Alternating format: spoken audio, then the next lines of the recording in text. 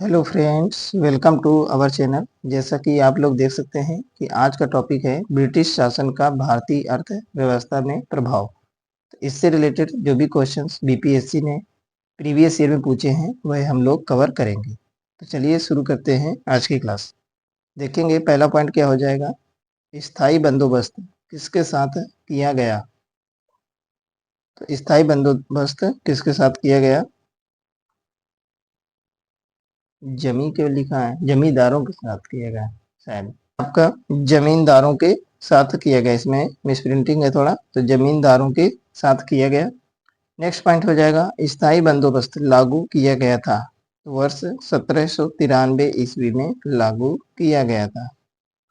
अगला पॉइंट हो जाएगा बिहार में परमानेंट सेटलमेंट लागू करने का कारण था। तो भू राजस्व का राजस्व निर्णय करना। बिहार में परमानेंट सेटलमेंट लागू करने का कारण क्या था। तो ये था भू राजस्व का राजस्व निर्णय करना।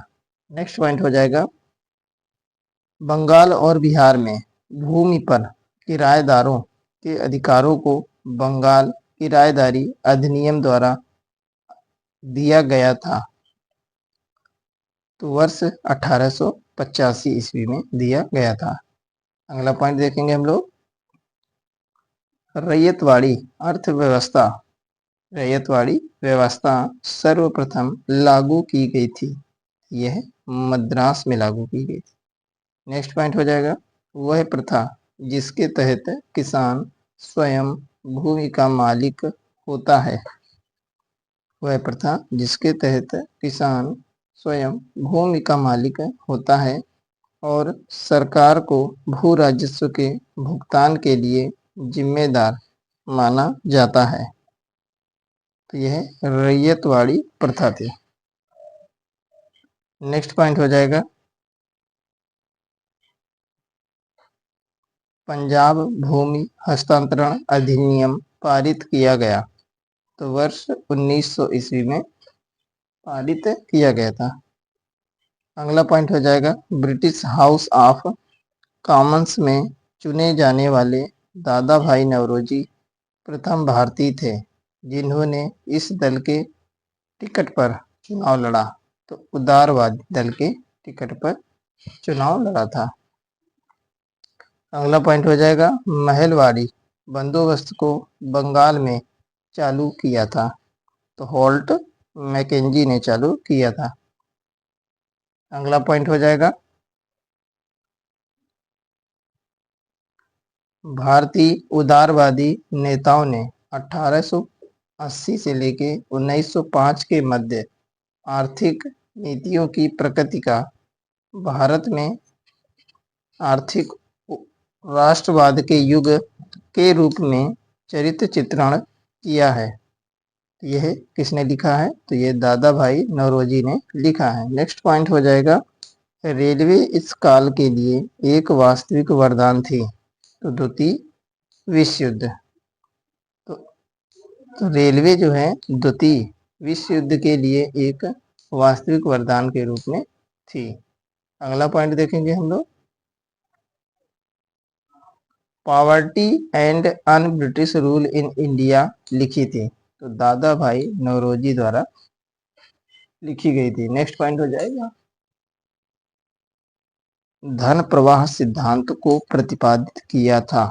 तो दादा भाई नौरोजी ने धन प्रवाह सिद्धांत को प्रतिपादित किया था।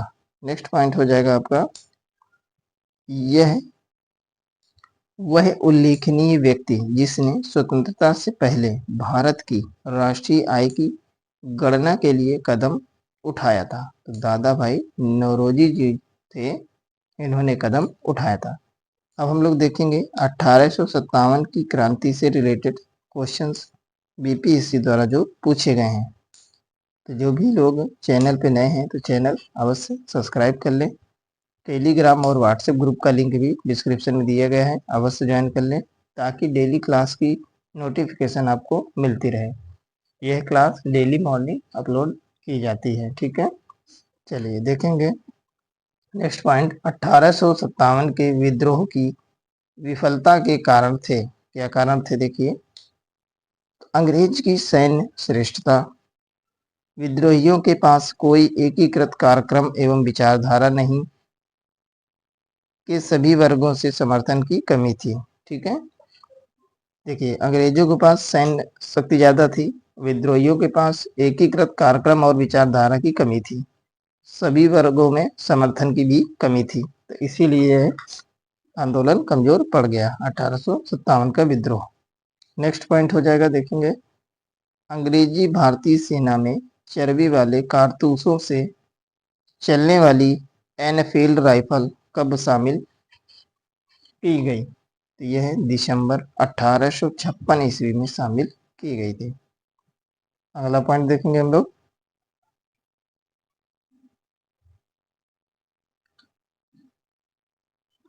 अगला पॉइंट हो जाएगा 1857 की क्रांति सर्वप्रथम कहां से प्रारंभ हुई थी, तो 1857 की क्रांति सर्वप्रथम मेरठ से प्रारंभ हुई थी।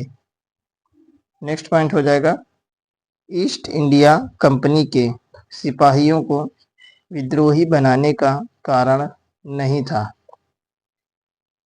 ईस्ट इंडिया कंपनी के सिपाहियों को विद्रोही बनाने का कारण नहीं था, तो क्या कारण नहीं था, तो चार ऑप्शन में से आपका अधिकारियों की अक्षमता यह कारण नहीं रहा था। नेक्स्ट पॉइंट हो जाएगा झांसी की रानी लक्ष्मीबाई की मृत्यु हुई थी, यह ग्वालियर में हुई थी। ठीक है, ग्वालियर में हुई थी। कमेंट बॉक्स में आप लोग को बताना है झांसी की रानी लक्ष्मीबाई किनकी पत्नी थी। ठीक है, इनके पति का नाम आप लोग कमेंट बॉक्स में अवश्य बताएं।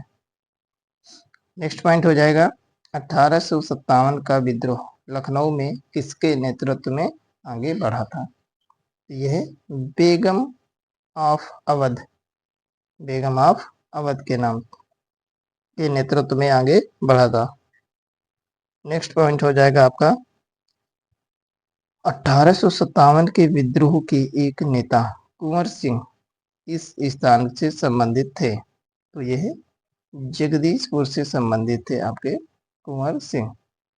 नेक्स्ट पॉइंट हो जाएगा कुंवर सिंह अंग्रेजों के खिलाफ 1857 के विद्रोह में किस जगह शामिल हुए थे, तो आरा, आरा नामक जगह है एक बिहार में। ठीक है, वहां से शामिल हुए थे। नेक्स्ट पॉइंट हो जाएगा 1857 की क्रांति के दौरान बिहार में क्रांतिकारियों के नेता थे, तो बाबू कुंवर सिंह। ठीक है, बाबू कुंवर सिंह थे। नेक्स्ट पॉइंट हो जाएगा कुंवर सिंह ने 1857 के विद्रोह का नेतृत्व किस प्रांत से किया था, यह बिहार प्रांत से किया था। तो देख सकते हैं इसी को बार बार घुमा के क्वेश्चन पूछता है। ठीक है, तो बीपीएससी के किसी भी एग्जाम के लिए या अन्य कोई भी एग्जाम आप दे रहे हैं तो उसमें भी यह बहुत हेल्पफुल रहने वाला है कंटेंट। नेक्स्ट पॉइंट हो जाएगा जगदीशपुर के किस व्यक्ति ने 1857 के विप्लव में क्रांतिकारियों का नेतृत्व किया था, तो कुंवर सिंह जो थे ये जगदीशपुर के थे, इन्होंने 1857 के विप्लव में क्रांतिकारियों का नेतृत्व किया था। अगला पॉइंट हो जाएगा जगदीशपुर के राजा थे, जगदीशपुर के राजा कौन थे, ये कुंवर सिंह ही थे। ठीक है, कुंवर सिंह थे। अगला पॉइंट हो जाएगा पटना के 1857 के स्वतंत्रता संग्राम के नेता थे, तो राजपूत कुंवर सिंह थे। ठीक है, तो कुंवर सिंह का योगदान बहुत ही अहम रहा है 1857 की क्रांति में, जो कि एक बिहार जगदीशपुर के नेता थे। ठीक है, स्वतंत्रता संग्राम के एक नेता थे। ठीक है, नेक्स्ट पॉइंट हो जाएगा, देखेंगे मैं जहां भी हूं जगदीशपुर वहीं है, यह किसने कहा था, यह कुंवर सिंह ने कहा था।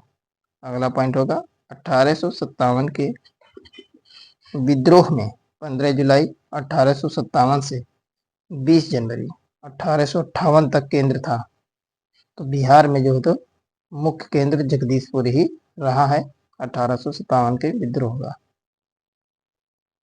तो 15 जुलाई से लेकर 20 जनवरी 1858 तक केंद्र रहा। नेक्स्ट पॉइंट होगा मौलवी अहमदुल्लाह शाह मौलवी इमदादुल्लाह, मौलाना फजले हक खैराबादी और नवाब लियाकत अली में से 1857 के विद्रोह में अंग्रेजों का सबसे कट्टर दुश्मन कौन था? तो कौन था? तो मौलवी अहमदुल्लाह शाह, ये सबसे कट्टर दुश्मन थे अंग्रेजों के। नेक्स्ट पॉइंट हो जाएगा 1857 के विद्रोह को इस उर्दू कवि ने देखा था? तो गालिब।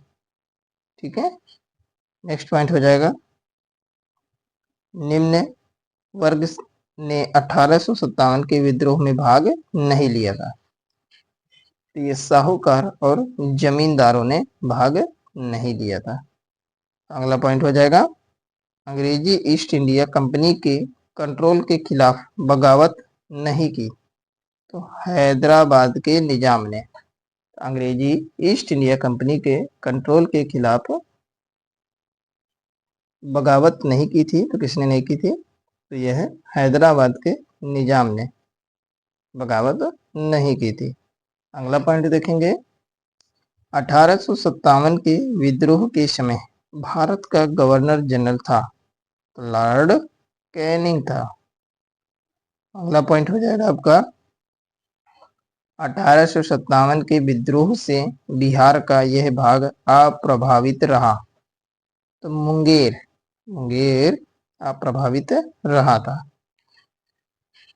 नेक्स्ट पॉइंट हो जाएगा 1857 के विद्रोह के बाद पहला व्यक्ति जो सशस्त्र विद्रोह के माध्यम से ब्रिटिश शासन को उखाड़ फेंकना चाहता था और भारत में स्वशासन स्थापित करना चाहता था, वह कौन था?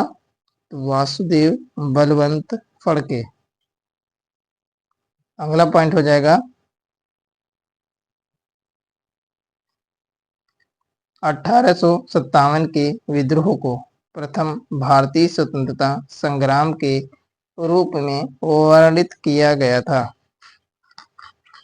1857 के विद्रोह को प्रथम भारतीय स्वतंत्रता संग्राम के रूप में वर्णित किया गया था?